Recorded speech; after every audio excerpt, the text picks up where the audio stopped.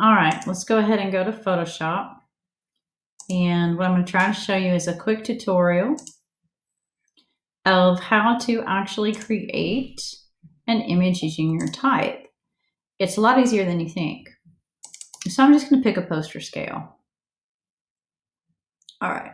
In my poster scale, what I'm going to do is just go ahead and start with some simple type or text. And it's best to do something that's kind of large, especially so you want to input something of your own image. So I'm going to go ahead and just kind of work this one as a sample.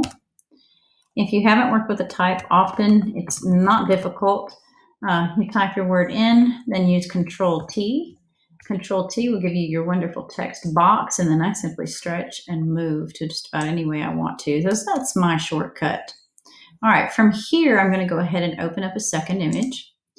And I must radicize my works. A lot of times to radicize, I just click somewhere else and it kind of works for me. Or I do Control D, done, and that will radicize my layer. And then I should be able to open something else. So I'm going to go ahead and go in and I'm going to open, let's just say, my own artwork. And this is what I'm going to put in for my texture and my type.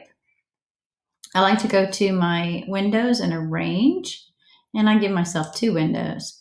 At this point, I can kind of move this. Now let's move these things out of the way. The nice thing about Photoshop is it lets you kind of play with stuff. Now I might not have wanted to lose that layer. I may have to pull that up again. All I'm going to do is click here. I'm going to cut what I want with my artwork, and I'm simply going to move it with my move tool over to my other palette. I want to make it bigger than my text, so I'm going to stretch. And this stretching part, it looks like I'm going to have to be way big to kind of catch that. And it doesn't worry, I'm not going to worry too much if it's off the page because it's going to give me some freedom later. Okay, again, just a lot of things I can do. Control D, done. Make sure I'm in here. Should be done. All right. It doesn't want me to get it there. I'm going to let that out. All right. Let's stretch again. I have a little trouble interfacing on my Microsoft Surface every once in a while. And we're going to be Control B, done. That should be done. All right. Let's radicize that layer. All right. Now, I want my layers back. I'm going to click on my layers. At this time, all you have to do is hold the Alt key, pinch between the layers, hold the Alt key until you get this little white box. When you get the white box, click, and your artwork will fill your type.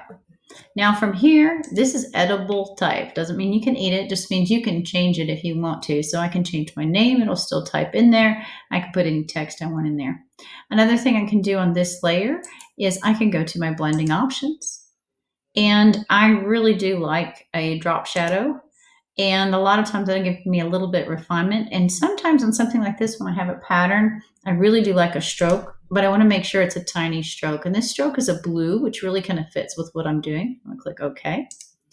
And there you have it. Let me go into my view, and we're just going to zoom in a little bit. Oops, a little too much.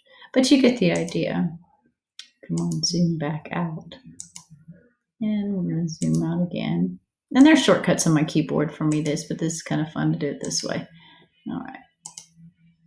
I wasn't really going to teach you shortcuts, but I will show you how you can get a pretty good, neat little imagery with your type so that you can put your own artwork or your own texture into your type. It's a way to add your paintings in there. So I hope you have a lot of fun with it. I'm hoping that's a very quick tutorial that you can share with your friends. Photoshop's got a lot of cool things in it. You just have to kind of get after it.